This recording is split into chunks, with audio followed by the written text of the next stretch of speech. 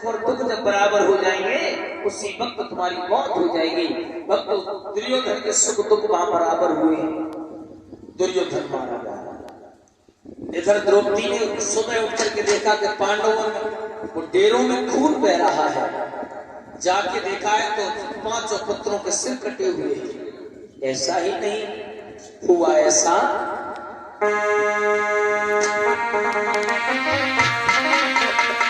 डेरों में खून बह रहा था और है अपना खड़ी रो रही थी।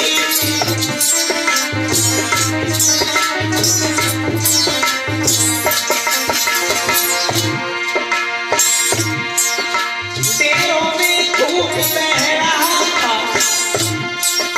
और अपना खड़ी रो रही थी। द्रौपदी बाल बिखराए हुए लालों पे पड़ी रो रही थी।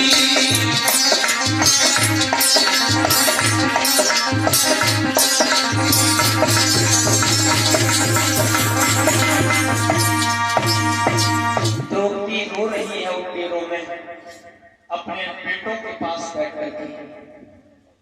कौन है वो हत्यारा जो हमारे 5 पुत्रों के सिर काट के दे गया? तब तक भगवान श्याम सुंदर 5 पांडवों को लेकर के वहीं चले आए।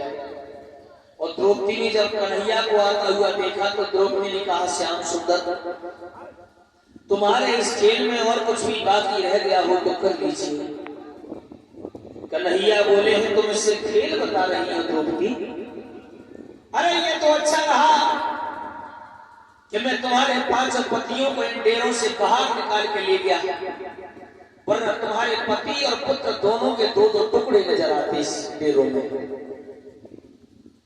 द्रौपदी बोली है जिसने भी हमारे बेटों के सिर काटे हैं उस बधिक को हमारे पास मिला, उस पापी को हमारे पास मिला और मैं उससे सजा दूंगी। अर्जुन जो है तब तक सामने आ गए। अर्जुन ने कहा द्रौपदी तुम चिंता नहीं करो, तुम चिंता नहीं करो।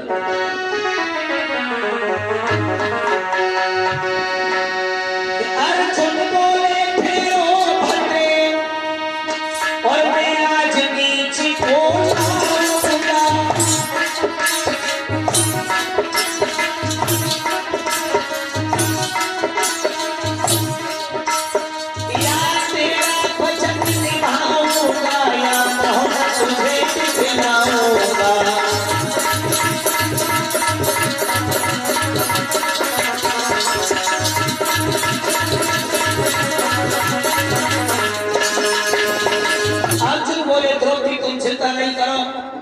तुम्हारे बेटों के सिर जिसने भी काटे हैं उस पापी को बहुत जल्दी मैं तुम्हारे पास में लेके आऊंगा।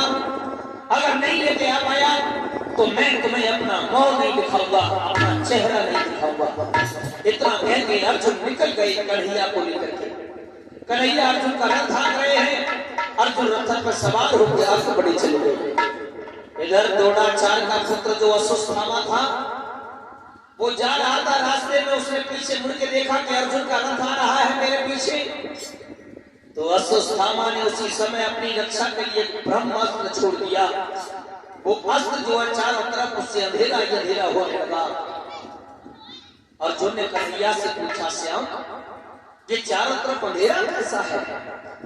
बोले अश्वत्थामा ने अपनी रक्षा के लिए ब्रह्मास्त्र छोड़ा है, लेकिन ये छोड़ना जानता है, वापस लेना नहीं जानता। तुम छोड़ना भी जानते हो, वापस लेना भी जानते हो। आप भी अपनी रक्षा के लिए छोड़ दो। और दूसरी बात कि अश्वत्थामा जो है इसी ने तुम्हारे बेटों के सिर काटे हैं 5 पुत्रों के। क्या मतलब? बोले हाँ। अर्जुन को चैन नहीं पड़ा। अर्जुन ने भी एक अस्त्र छोड़ दिया है भक्तों। दोनों अस्त्रों में घमासान युद्ध होने लगा। थोड़ी देर बाद दोनों अस्त्र अर्जुन ने वापस ले लिए हैं। आगे बढ़कर के अश्वत्थामा को पकड़ लिया अर्जुन ने और पकड़ के रथ के पीछे बांध लिया।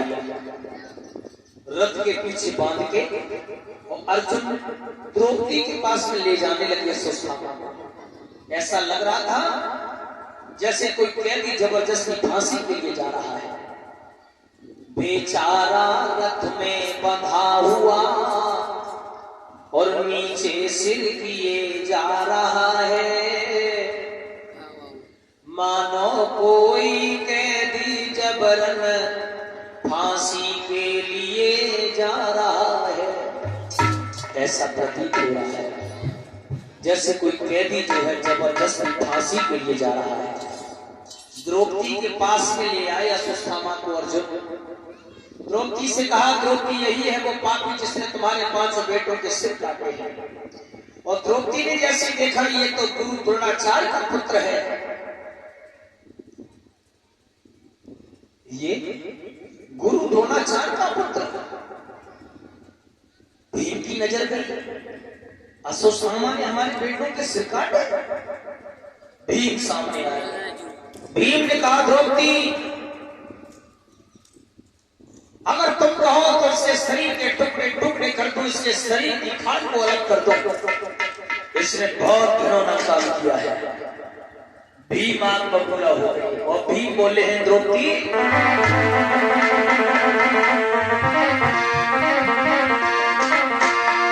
द्रौपदी मुझे जल्दी बतला और क्या कर तेरा दिल भर डालो। खींच लो खाल सारे तन की या टुकड़े टुकड़े कर डालो।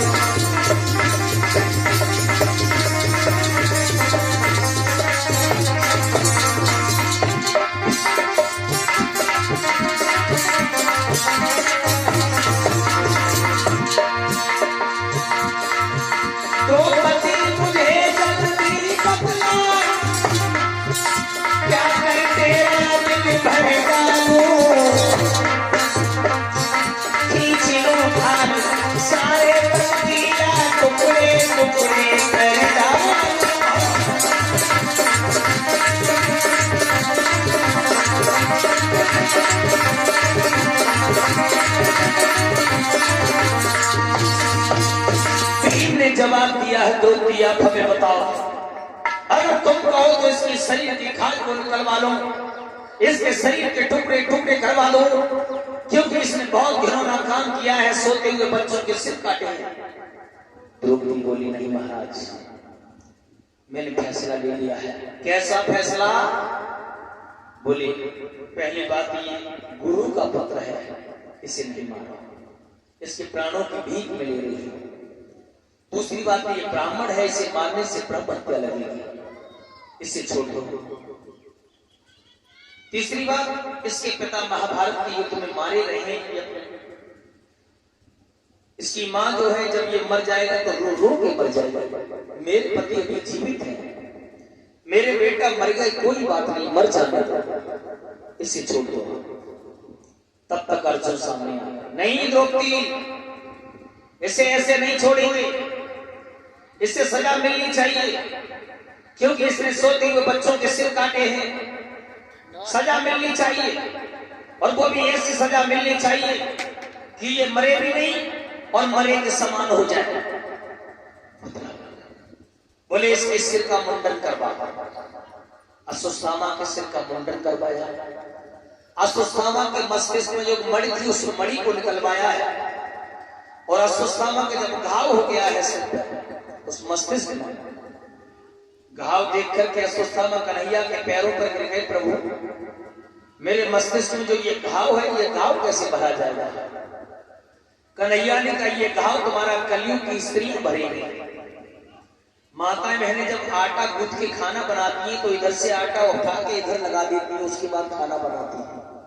वही अश्वत्थामा का घाव भरा जाता है। जवाब दिया, कलयुग की स्त्रियां जो है तुम्हारा घाव भरेंगी। अब तो अश्वत्थामा मारा भी नहीं और मरे के समान हो गया। मुंडन करके देश निकासा दे दिया अश्वत्थामा को, अश्वत्थामा चला गया। इधर भक्तों, अश्वत्थामा जब चला गया है तो अश्वत्थामा का ये अपमान सहन नहीं हुआ। अश्वत्थामा ये सोच रहा है कि मेरा बहुत बड़ा अपमान कर दिया पांडवों ने, लेकिन मैं पांडवों का वंश नहीं चलने दूंगा। ये 5 पुत्र मार दिए। अर्जुन का पुत्र जो अभिमन्यु था, महाभारत के युद्ध में मारा गया था, उसी की पत्नी थी उत्तरा, उसके गर्भ में एक बच्चा पल रहा था। बोले, उस बच्चे को भी नष्ट करना है मुझे।